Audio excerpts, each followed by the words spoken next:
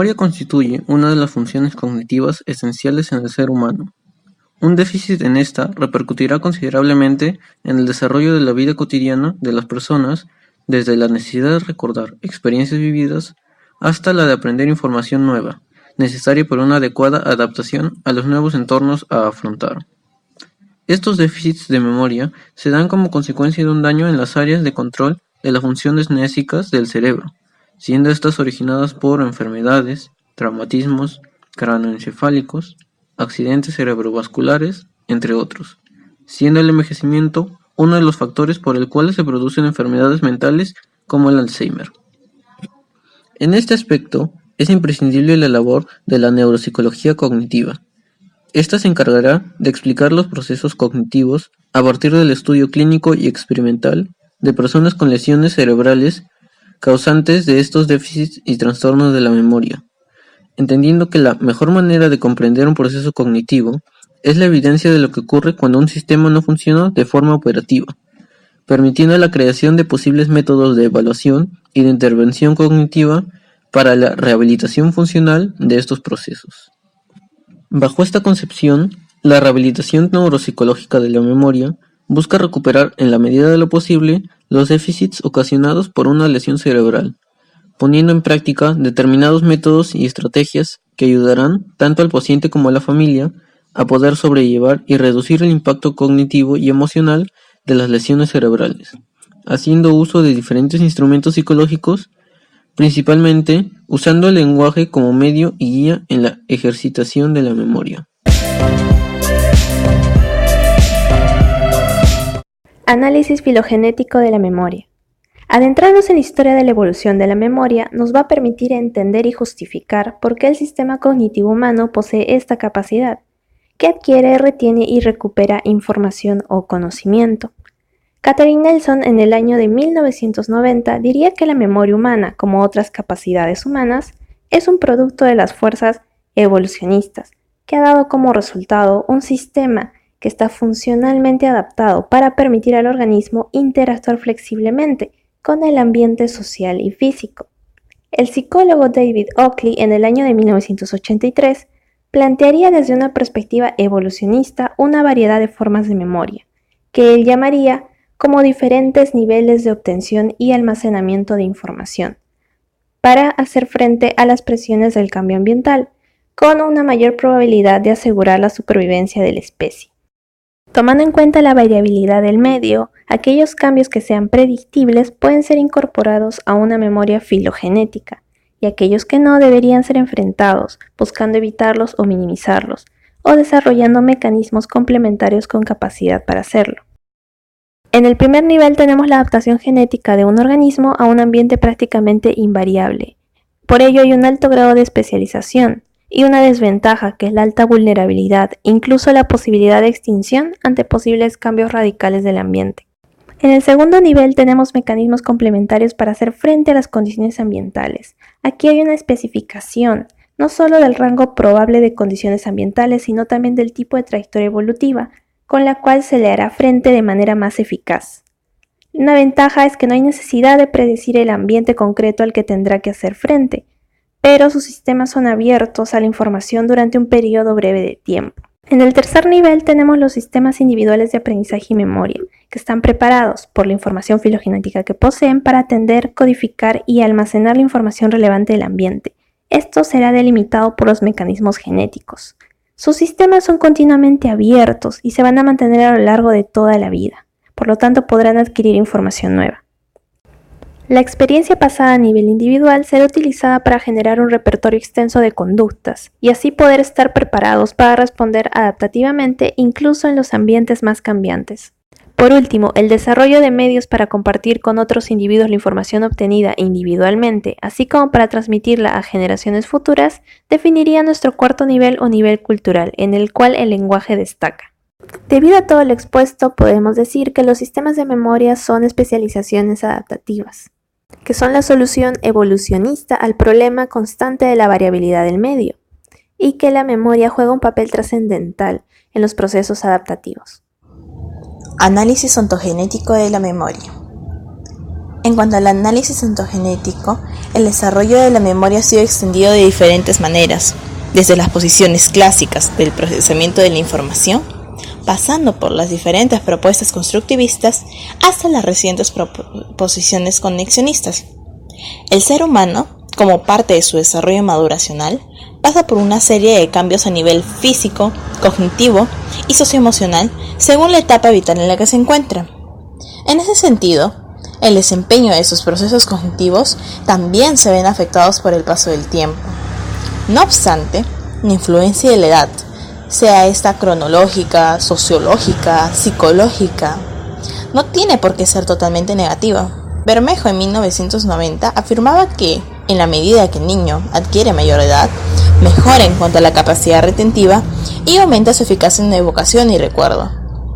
De este modo, la memoria es evaluada mediante cada uno de sus componentes. Capacidad funcional. Respecto de este componente, existen dos enfoques de estudio. Por ejemplo, Pascual León, 1970, sostiene en su teoría que la cantidad de esquemas que puede emplear al mismo tiempo aumentará progresivamente cada 2 años durante el primer tercio de vida. No obstante, otros autores proponen que este incremento en la velocidad y eficiencia de las operaciones que están ligadas con la memoria se agudiza hacia el último tercio del ciclo vital. Case, 1985, sostiene que en la adultez tardía es donde se da un aumento de la capacidad retentiva, específicamente en la memoria de trabajo. Esto es posible, ya que, por la frecuencia del uso de las mismas a lo largo de su vida, se produjo una automatización de operaciones a realizar por el individuo. Es decir, cuanto más se ejercitan las operaciones a realizar, mayor es el nivel de automatización que alcanza, lo que supone la disminución del espacio operativo funcional ocupado y una perfección continua de la ejecución de la tarea. Así como el componente anterior, las estrategias de memoria del individuo van adquiriendo mayor complejidad en la medida que avanza en su proceso de desarrollo y maduración. En algunos casos, estas estrategias son perfeccionadas, mientras que en otros varían de acuerdo a las tareas que realiza el individuo durante su vida. Todo ello con el fin de aumentar su efectividad. Mediante estos mecanismos, también se amplían y generalizan las situaciones en las que son aplicados. En efecto, con la edad no solo seleccionan la estrategia más adecuada en cada situación de recuerdo, sino que pueden introducir cambios en la misma para conseguir la meta. Por tanto, la mayor efectividad de las estrategias de los niños mayores refleja la incorporación de técnicas de memoria dentro de su repertorio estratégico.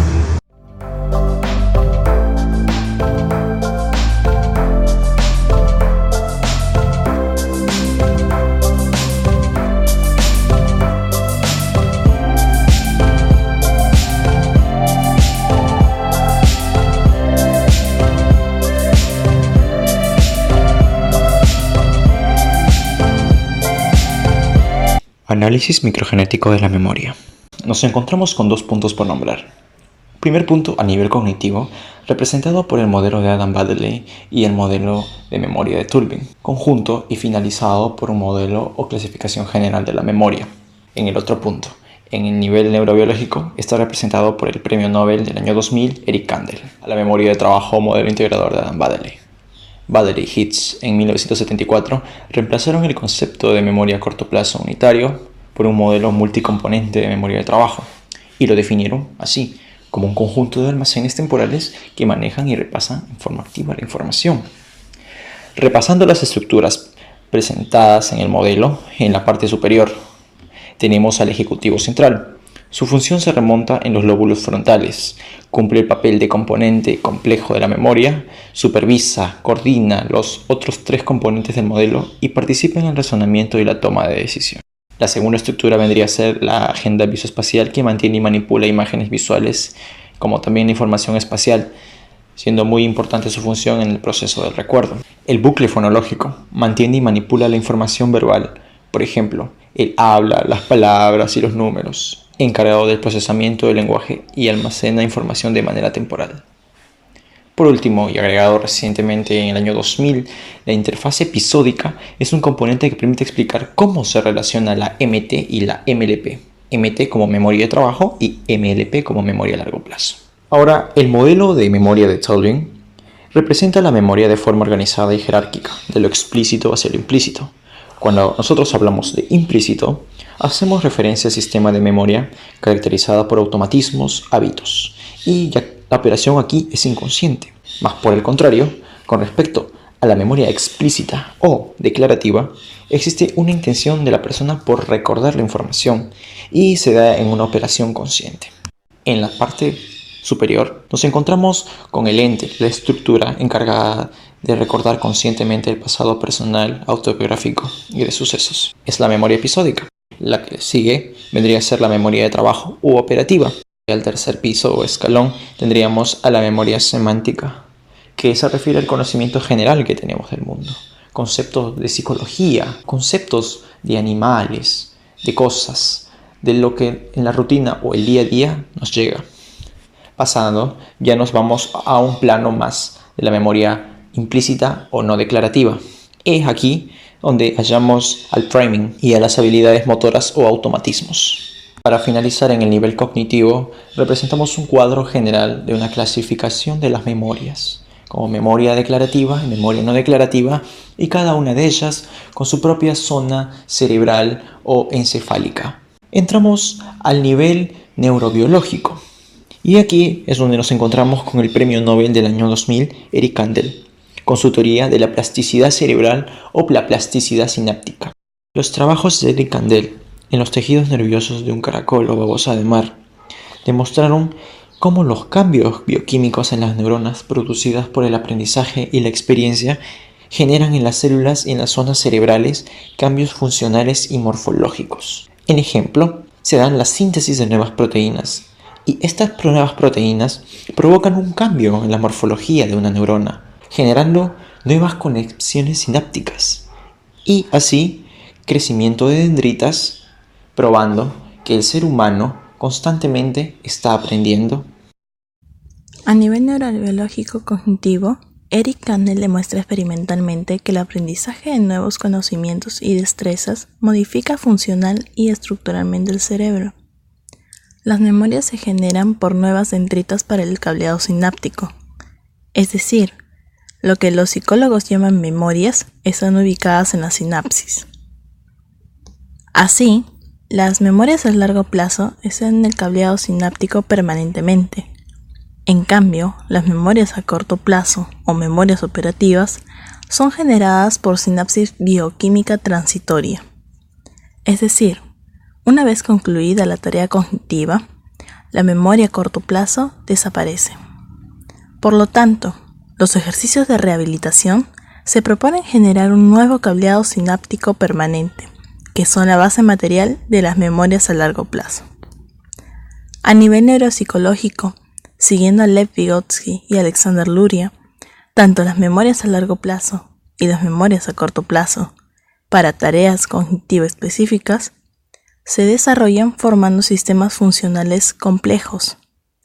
Es decir, los sistemas de memoria no solo tienen un desarrollo intrafuncional, sino también un desarrollo interfuncional. Las memorias cambian en su estructura y sus funciones al relacionarse con otras funciones psicológicas como el lenguaje, la atención y la actividad exarregulada. Estos cambios son promovidos por los programas de rehabilitación neuropsicológica. Proceso de rehabilitación neuropsicológica. Para este existen dos procedimientos importantes. El primero es el de medir previamente cuáles son los dominios cognitivos afectados de manera específica, y el otro es el de comenzar el tratamiento en el menor tiempo posible, facilitando y potenciando la recuperación espontánea que se produce durante las semanas posteriores a un daño cerebral. De esta manera, el periodo inicial es el más importante para lograr los mayores avances. Esta intervención debe estar adaptada y personalizada a la realidad de cada paciente, es decir, de su contexto, necesidades e intereses. Esta también debe realizarse desde una perspectiva interdisciplinaria, trabajando junto con otros profesionales, siendo el neuropsicólogo el encargado de mediar el trabajo conjunto facilitando la concreción y desarrollo del programa de rehabilitación integral del daño cerebral. La base teórica de los principales métodos usados se sustentan en el uso central del lenguaje como instrumento psicológico que crea y configura memorias mediante tareas y ejercicios con instrumentos culturales, como los diarios, calendarios, alarmas, teléfonos, entre otros. En esta intervención, también es importante, para que el proceso de memorización sea eficaz, el que se den las siguientes condiciones previas: que se dé un tono cortical óptimo, la intención de recordar y la selección e integración de los datos sensoriales en las zonas corticales de los analizadores correspondientes. Ya en el proceso de memorización, es que en su primera etapa se da la impresión de los datos sensoriales.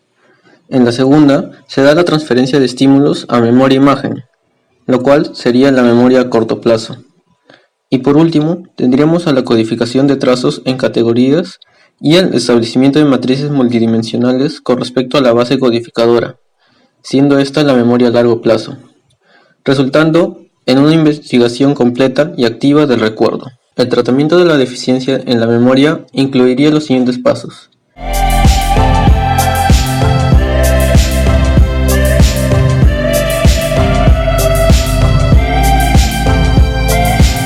De esta manera, todo dato que llega a la memoria debe relacionarse con otros ya adquiridos, de modo que forme con ellos un conjunto armónico y coherente. Su almacenamiento se codificará de manera adecuada para facilitar la localización de la información en cualquier momento. Si por ejemplo quisiéramos codificar un suceso histórico, podríamos relacionarlo con el sitio en que ocurrió, el año o la época, la nación y sus gobernantes, lo que pasó antes y después de cada hecho, las personas y circunstancias que intervinieron, o la ropa y vestido que se usaba en aquella época. A continuación se presentará de manera demostrativa un estudio de caso, en el cual a un sujeto de 70 años, con nivel de escolaridad primaria, se le aplicó una prueba de retención de memoria desarrollada por Alexander Luria. Esta prueba no solo permite establecer los límites de recordación del sujeto evaluado, sino también las particularidades de los procesos de la actividad psíquica activa característica para los distintos grupos de pacientes. La prueba consiste en presentar a la persona varias palabras o cifras no vinculadas entre sí y cuyo número supera la cantidad que puede recordar. Por lo común, la serie consta de 10 a 12 palabras u 8 a 10 cifras. Al paciente se le pide recordar la serie y repetirla en cualquier orden, registrando el orden de retención, marcando la palabra con el número correspondiente a este orden. Después de registrar el número de elementos retenidos, se le presenta nuevamente la serie y se vuelven a registrar los resultados. Los datos obtenidos después de 8 a 10 sesiones se presentan en forma de una curva de retención. Es pertinente combinar esta técnica con la del nivel de aspiración, en la cual se le pregunta al sujeto en las sesiones posteriores a la primera cuál es el número de palabras que se compromete a recordar. Los resultados muestran que hasta el cuarto intento la cantidad de palabras recordadas fue aumentando hasta 7, pero hubo una disminución en el quinto intento, volviéndose a incrementar hasta el noveno, donde alcanzó su máximo número de palabras recordadas, siendo esta 9 de 10 palabras, disminuyendo nuevamente en el intento final. En los sujetos normales se da que estos logran el resultado requerido aproximadamente en la cuarta sesión, mientras que los sujetos patológicos obtienen lo que se conoce como curva de extenuación, la cual muestra que después de cierto número de intentos, el sujeto muestra agotamiento, evidenciándose en el decrecimiento de las capacidades de recordar luego de alcanzar su mayor número en el cuarto o quinto intento. En los resultados del sujeto evaluado, su curva de recordación muestra un crecimiento muy despacio, donde, si bien el resultado más alto es de 9 palabras recordadas, acercándose a la de un sujeto normal, muestra que le toma más repeticiones el poder recordar cierto número de palabras, y hay ocasiones en que se olvida palabras previamente acordadas. Desde un nivel de análisis microgenético de la memoria, la perspectiva cognitiva afirma que el número de repeticiones verbales se dan en la memoria a corto plazo o memoria operativa, que mediante el bucle fonológico forman códigos verbales que van hacia la memoria a largo plazo, teniendo que, si la repetición verbal es baja, esta indicaría un nivel saludable en la persona, mientras que si es alta, esto indicaría problemas en esta.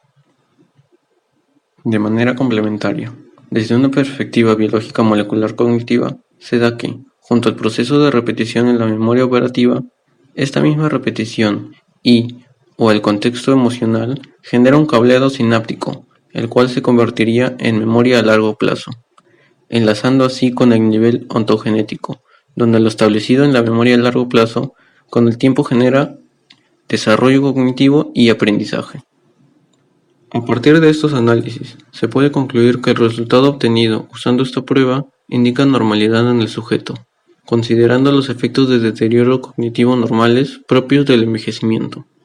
Ya explicada la función de la memoria, desde diversos niveles de análisis, filogenéticos, ontogenéticos y microgenéticos, solo cabría volver a recalcar y mencionar a manera de resumen la importancia del papel que tiene el neuropsicólogo, que, mediante la realización de una evaluación, diagnóstico y tratamiento a personas con un daño cerebral adquirido, en este caso causando déficits en la memoria, busca la rehabilitación de la memoria en estos pacientes, siendo que en la labor de rehabilitación neuropsicológica no solo está el restablecer el funcionamiento de la memoria mediante diversas técnicas, sino que también forma parte de esta terapia el cubrir las áreas emocionales de las personas afectadas por este déficit, tanto de la misma persona como de otras personas cercanas a ellas.